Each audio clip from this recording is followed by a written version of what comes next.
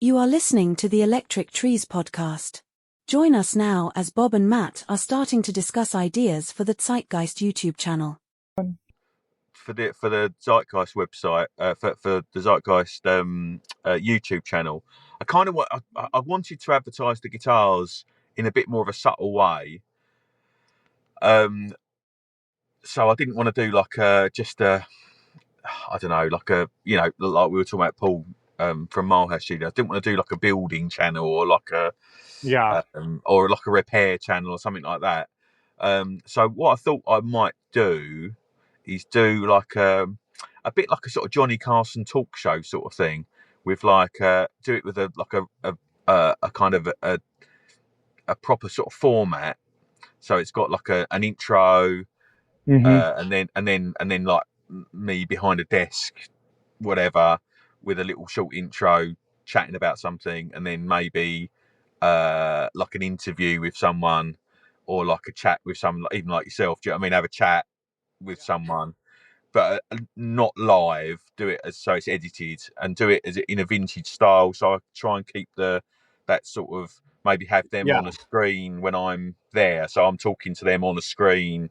Do you know what I mean? That kind of vibe. So it's really in the universe, and then have a tiny desk concert style live thing with them playing my That'd be guitars awesome. at the end. Do you know what I mean? I love that idea. I think that's sort of what I'm going to try and do. I'm still sort of scripting it in a minute and trying to work out how to, because the intro has kind of got a bit that the whole. It probably is something which I'm not going to be able to do like every month. It would probably be like a couple of months I could do one, but then in the interim in between I can do something else. Do you know what I mean? Like maybe just a little short snippet of something, or just some live stuff of people playing guitars or whatever. But I've got like a name and a title and stuff that I've sort of been working on, and some graphics, and along with that t-shirt idea of doing like sort of like this sort of space age not it's not really retro, it's sort of like it's like a what if universe of do you know what I mean? It's sort of retro, but I get it. But it's kind of based in a almost like a real world scenario. So rather than it being It's pretty like pastiche, I kind of want it to look like a real thing, like a steampunk, but not steampunk, but the 40s. So noir. It's sort of like, exactly, very noir. I was thinking, like, for me it'd be quite easy to do a noir sort of thing with that stark lighting, with no backgrounds, that just like shadows and stuff, because that's relatively cheap. You know what I mean? I don't have to sort of worry too much about. You can have props on the desk maybe, but you don't really have to have a venue to do it in, or a background or anything like that. It can be a bit more kind of stark and graphic. So that's So I was sort of thinking maybe that with some, like like a Twilight Zone style intro. You know what I mean? With some sort of clocks ticking and some weird stuff going on. In the UK, we used to have a program called Tales of the Unexpected that had Roald Dahl presenting it, and it would be like a play of the week kind of thing. So they'd have like it would be like, I don't know if you've seen it. So it would have the intro. Never heard of it. It would have the intro sequence, which would be the same every week. Then it'd have Roald Dahl sitting by a fire, and he'd sort of go and he'd say something a bit mysterious about the thing, and then it would have the play, and then it would have a little bit at the end, sort of thing. And I was sort of thinking, riffing on that a little bit, like the Twilight Zone, like that kind of thing, So, but I was sort of thinking, if you did something a little bit different, I think it might. I don't think I'd make any money out of it, but I think it might catch on as something people. Oh, have you seen that?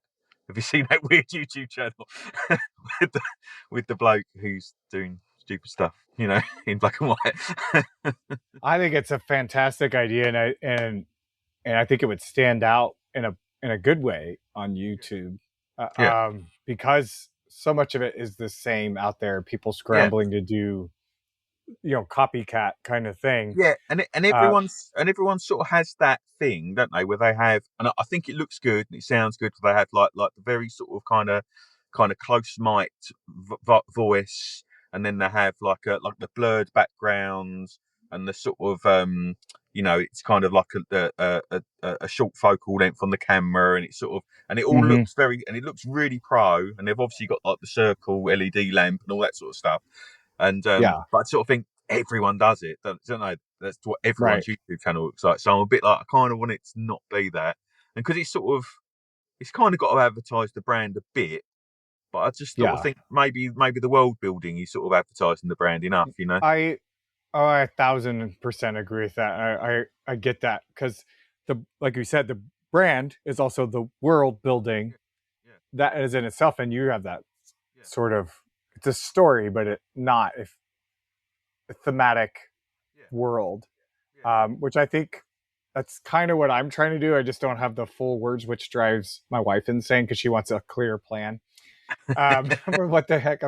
It's like the to me like it's the modern maker movement is the modern Renaissance person. yeah. Um, and as somebody that is never settled on like one thing, like or does it, I don't even understand how people can just do one thing. Like Mm. I am this. Of course, I watch them later as they retire and they struggle with like what else they want to do. But I think there's a lot of people that do lots of stuff, like you and me. Like you're not just building guitars; you were like designing parts. You're Yeah, talking about world building. What other ecosystem do you build that's thematic or community? See, I still like struggle to articulate it totally, but world building is the closest thing I think. well, I think for me, I kind of even like sort of thinking about that is kind of the creative process, and that's the thing that I find interesting. And it's a little bit, I don't know. If you're a collector, it's sort of like the thrill of the chase is better Right. than the actual getting of the object. You know what I mean? It's a bit of that. It's kind of like the actual finished product, a bit like the pedal that I'm doing with Neil. It's Yeah. kind of like the finished product is interesting in itself. But when I was chatting to him about doing it, he was like, "I know what do you want it to sound like?" I was a bit like, I don't really mind what it sounds like. I want it to be interesting. I want it to be exciting, and all the other stuff that goes around it is what's sort of like driving me on for it. The final product maybe not don't find as interesting. Yeah. Yeah, it's all interesting. Don't get me wrong. It needs to be right, but it's more the building of it and it's the like as I said, like a collector's the thrill of the chase thing. It's sort of that's what gets the juices flowing. You know what I mean? That's the thing. Yeah. Yeah. Yeah. Going to bed and thinking about it, go, oh, maybe it could have that, and even having an idea where you sort of like, oh yeah, that's a good idea, and you sort of maybe link it in, or hearing a word, or hearing like a phrase, or I don't know.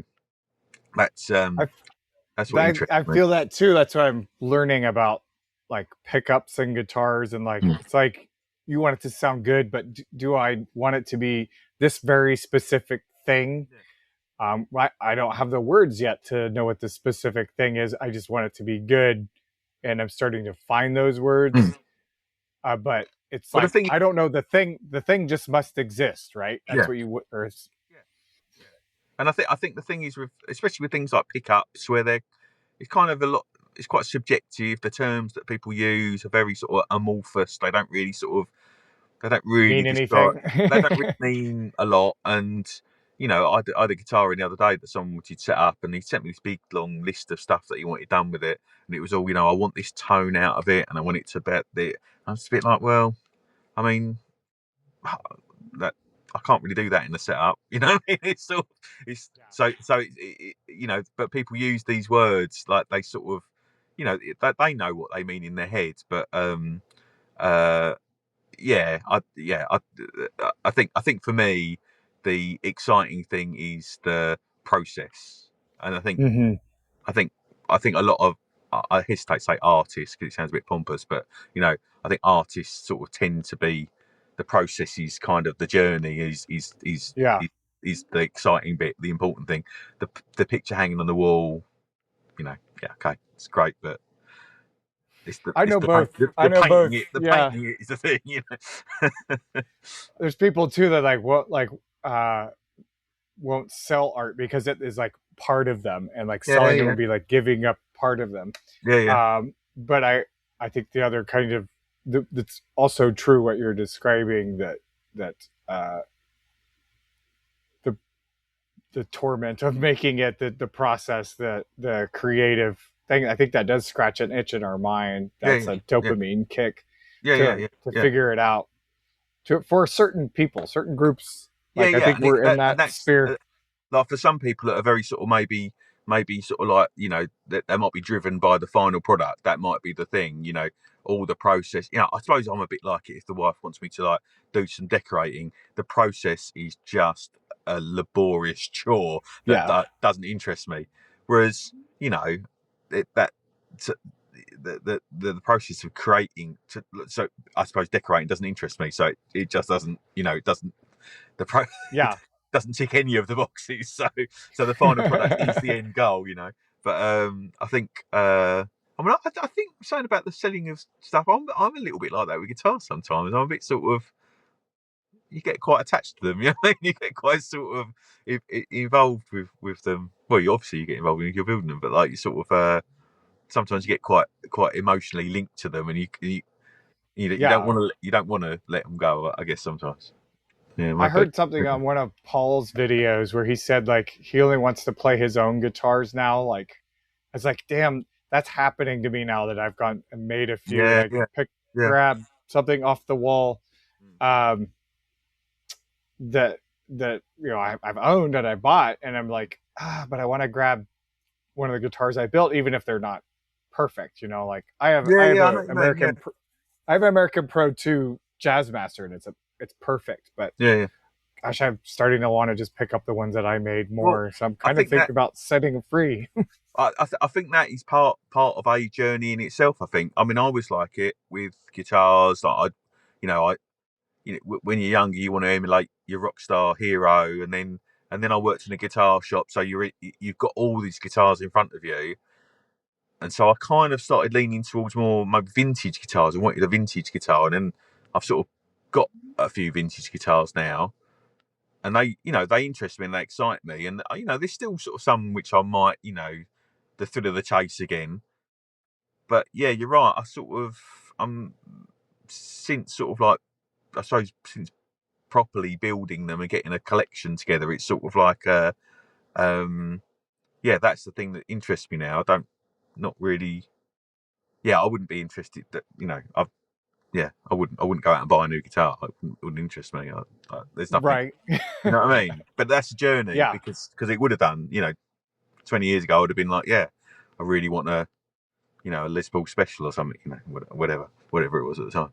I remember when I was younger, I was really into the Cult, and Billy Duffy had a Les Paul custom with the stripped front, like Mick Ronson from Ziggy Stardust from David Bowie's band in the early 70s, and I think he was obviously a fan of Mick Ronson, but he played this guitar, and me and my friends, we were 18 or whatever, going to the gigs, we were like, that is just the coolest thing. And like, it's almost like a bit of a weird sort of sexual attraction you have for these rock stars, isn't it? You sort of like, you love them almost. You kind of really want to be them. I don't know, but so I always wanted that, and I always wanted a Les Paul. And I remember for my 21st birthday, my mum put half of the money towards a Les Paul, and I got a Les Paul custom, and it was like, and that was my dream guitar, you know what I mean? And I got, so I had my dream guitar. So it's sort of, I suppose all the other ones that I got subsequently, and I've got lots of guitars, but they're just sort of little scratches to it, because I had the guitar that I always wanted, I suppose. Yeah. Really weird. I don't know. Yeah. I mean, a lot of people, I don't know. I have customers all the time that bring guitars in, and they talk to me about them, and they're obviously totally in love with these guitars, but they're just I mean, Strat's a Strat, isn't it? Well, I feel that way. And about a Strat. I'm not a huge Strat guy. So my first guitar my first one that I bought is a 1997 Dean Avalanche. So it's an HSS. Yeah. It's not worth anything right now, but every time I thought about, just send it on, maybe some other beginner needs it, I just can't bring myself to sell that one. And I pick it up, and it feels like home. Yeah. That one I don't know that I would get rid of, and I've changed the pickups on it, and I've tweaked some of the cheaper parts on it, but it actually was surprisingly good, considering probably I spent $250 and I bought like a crate vintage 20 at the same time. I think I was in it for like 400 or 450 back in the 90s. And I learned to play a whole lot of Nirvana on it. And yeah, perfect, absolutely perfect. Yeah. It's so weird. yeah, I Isn't don't it? think I would get rid of it. Yeah, I mean, my first Fender was a Strat actually, and I did sell it. I sold it to buy a 4-track recorder. I was really into recording, and in the mid-90s, and I sold it for a Tascam. They're called Porter 04, I think they were called, and they were quite expensive at the time. They were probably 200-300 quid at the time, and so I chopped this Strat in, and it was a candy apple red 57 rear shoot, and it was I mean, it was a cool looking guitar, and I sort of didn't really regret it until maybe, I don't know, relatively recently. A couple, maybe, I don't know, maybe 20 years later, I was like, oh, I shouldn't have sold it. And I bought one on Facebook Marketplace just because it was the same, and but it was like, it was still only 300 quid. Do you know what I mean? So it wasn't, I hadn't lost any money on it, but I sort of wanted it back. I find it really difficult to sell them. I can't, even if I'm not interested in them. And I have had some really nice vintage guitars that I've maybe chopped in for something else. And there was one, I had a 57 Les Paul Special that was really, really nice, and I sold it to a customer of mine, and I shouldn't have sold it, and I still like, oh, it's a really nice guitar. The trouble is with that, it was so perfect. I'd got it off a guy in near Heathrow, and it was and he was a bit of a collector. He was selling, I think he had a 55 Junior, and he had that, and he had a 54 Gold Top. And I couldn't afford the Gold Top. This was 20 years ago now, so they were a lot cheaper than they are now. Yeah. And but I bought the 57 Special off him, and it had the alligator case and everything. It had everything with it, but it was almost too perfect. It didn't have any dings on it or anything, and it was a bit. Everyone thought it was a refinish. It wasn't, but it was just. So when the bloke said he wanted one, I sort of swapped it with him, and I shouldn't have done that. But there were, yeah, you can see. I still long that guitar. Yeah, I don't know. I like Catch and Release. There's only one that I regret not buying, and it was a Breedlove acoustic. It was like $600. And it was like, for me, acoustics, I played really expensive ones and cheap ones, and they're so subjective to me. Yeah. I mean, I'm not and some of them are pure magic, and some of them are just kind of, that's that. But this Breedlove was one of those, is magic. It's like, I should get it. I just didn't want to spend the money at the time. But that's when I think back to, like, that I should have just done it, pulled the trigger, because it was magic. And I've gone to, I've been in Chicago Music Exchange a few times and just go around, pick up Gibsons and stuff. Gibson's one that's, to me, is just like, I don't get it. I don't get why people go nuts. It's weird. I always wanted like a J45 or like a Southern Jumbo or something like that. I always wanted like a one of those slope-shouldered acoustics, Gibson acoustics. But all the new ones, they just felt really weird. The lacquer felt really plasticky and thick, and the neck sort of felt a bit. I agree. That just didn't. There was nothing sort of like. They didn't feel natural. They felt a bit stiff, and the only one I did play, I might have said this in the last one we did. A guy came in, and I worked in the shop and I put a J200 aside, and it was really nice. It was a lovely, lovely guitar, and it was the only Gibson that I'd picked up, and I thought it looked fantastic for a start. It had a really flamey back, but it sounded really, really good. And I wasn't really into J200s, but I'd put it aside. I didn't quite have the money to buy it completely, and a bloke came in and he said, "I want a J200." It was the only one we had, and so I sold it to him, and in the shop, and that was the only Gibson. I'm not an acoustic guy. I don't really. Yeah. They don't really excite me that much. They're kind of whereas electric guitars are the tools that they've got there's something else aesthetically about them which I kind of agree. Yeah. draws me to them. Whereas acoustic guitars don't. Yeah. That's why maybe I'm missing something there, because I own like one acoustic guitar. It's a Yamaha, $100, Yeah. let's say mahogany back, spruce Yeah. top. Yeah. It does the thing, and it's Yeah. great. I really Yeah. like it. And then Yeah. you can play multi-$1,000 guitars. I'm like, Yamaha's pretty much the same as that one. The Maybe other I'm thing, wrong. I don't know. but the other thing about acoustic guitars is that they sort of have a bit of a shelf life to them as well.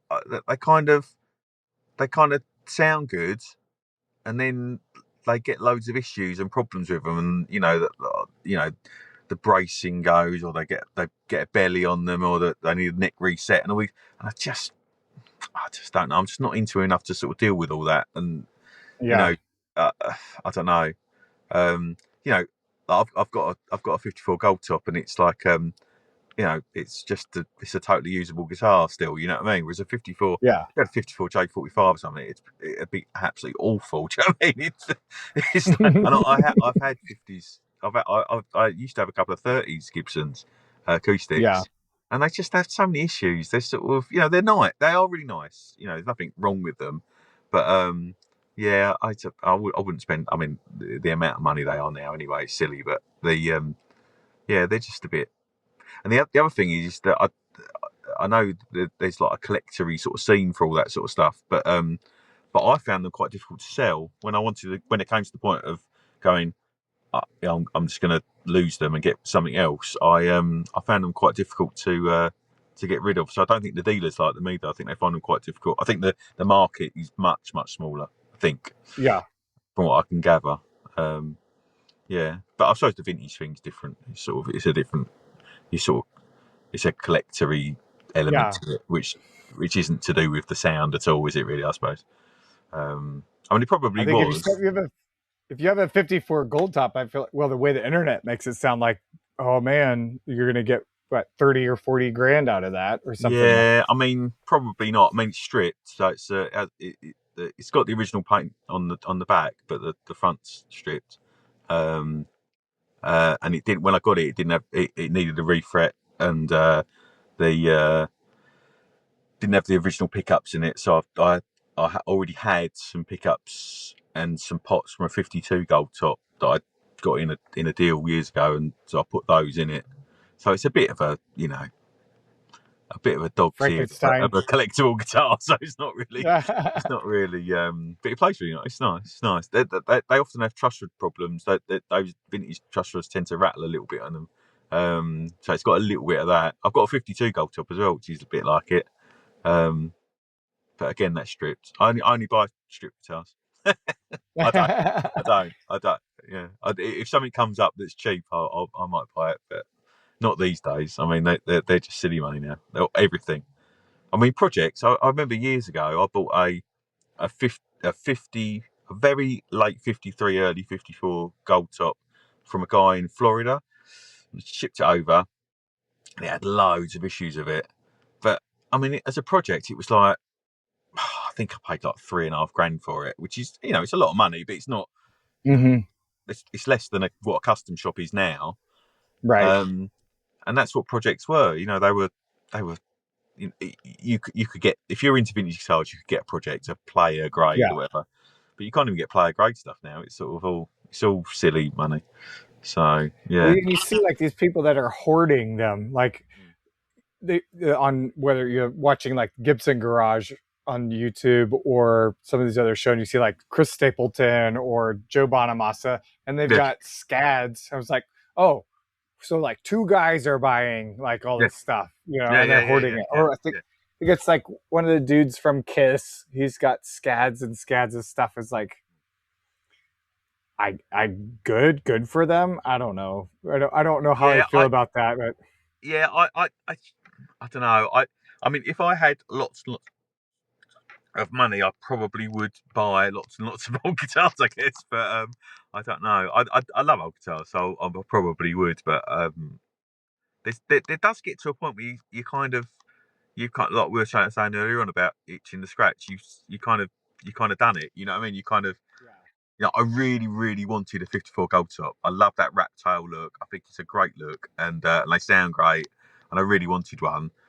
And although I had one, it was really beat up. And then I got that 52, which was a bit of a dog, not a dog, but it had a headstock break and some other bits going on with it. And then this one came up, and I got that, and it's sort of. So I don't really need to look for another one. Do you know what I mean? It's sort of, I mean, and the other thing is sort of, I suppose when I had that real sort of collectory urge to sort of try and find these guitars, it was because I wanted to do one up. So there was a little bit of that about it as well. I didn't really want a pristine one, but also I was playing a lot more. You know what I mean? So it was kind of, I'll look cool if I have a gold top. Do you know what I mean? It's sort of. And I can impress my friends. I've got this expensive guitar sort of thing. I don't know, but or rare guitar. I don't know, but one of the things that I think, like when since I've been building furniture, which is quite a while now, like antiques don't do it for me. Even like I like mid-century modern. I love to like observe them and learn from stuff, but I want to make something that somebody else will like.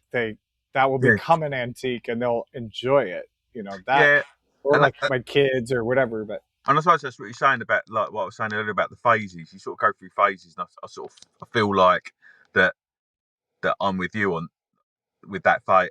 I'm sort of I still like spending money on guitars, and if something came up that I was interested in, but it doesn't. I'm not spending every day on the Les Paul for them like maybe you did 20 years ago. You know what I mean? Yeah. So it's kind of like, that boat sailed a little bit for me. I think I'm not really sort of. And the other thing is, I don't know. They're sort of. I mean, Joe Bonamassa, he's a good player and everything, but he just comes across like a bit of a dick, doesn't he? Sort of like he's kind of. It's sort of. I don't know. No, and maybe not a dick. He seems like a nice fella, and I'm sure if you sat with him, you get along with him really well. But he's just very sort of like, I don't know. He just like he's got to be obsessed. Yeah, I've heard good things about it. Like when he's played around here, like people have interviewed. So I think he is genuinely nice, but I think he's a dude that is so hyper focused. On one thing. Yeah, exactly. You probably can't get him to stop talking about it. No, exactly. So I sort of so you're kind of in that, if you're in the bust world, you're sort of in the world of these guys that are just vintage guitar bore offs, aren't they? You know what I mean? So it's sort of right. Do you know what I mean? You're not when you first get into it, you sort of think you're hanging out with these cool dudes who are Chris Stapleton and all these guys, these really cool old guitar, but you're not. You're hanging around with a bunch of people who are lawyers and bankers who've got enough money to buy one. You know what I mean? It's sort of it's not really. It's maybe not what it's like the people that are into like sports statistics or like car models and like the minutia kind of. Then that's the same kind of nerd, which is good. But I think because with the guitars, you kind of got the money element now. So it's not just the nerd. It's not just Billy Gibbons trying to sort of like complete the collection of every Les Paul that's ever been built. It's like, you're beyond the cool dudes now. Now it's just people who can afford it now, which is sort of, and they're not always. Well, they're rarely the cool people, are they? You know what I mean? The cool people. I get what you're saying. No, yeah. You know what I mean? It's just some guy with a lot of money, like, yes, I want that, and I'll even buy that from Billy Gibbons because yeah. And the other I thing own is the like, venue that he plays at. Yeah. yeah, totally. Who's the guy that he's died recently and he had all the guitars? He owns. Who did he own? He owned like some basketball team, didn't he, or something, or a baseball team? Yeah, so he had, but I don't think he could even play. I don't think he was a player. So He was he just had all like, this stuff. I'm just gonna get these. So it's sort of the vintage scene's it's just weird. It's just really strange. Yeah. Anyway, right, what Bob, are we doing then? I need to get you back to your family. So Yes. I'm I'm gonna going go to go have and a beer. finish off my beer and my pizza. You do that. Lovely. Hey man, All right, mate, nice we'll one. see ya. Good to see you. Yep. See you soon. Bye. Bye.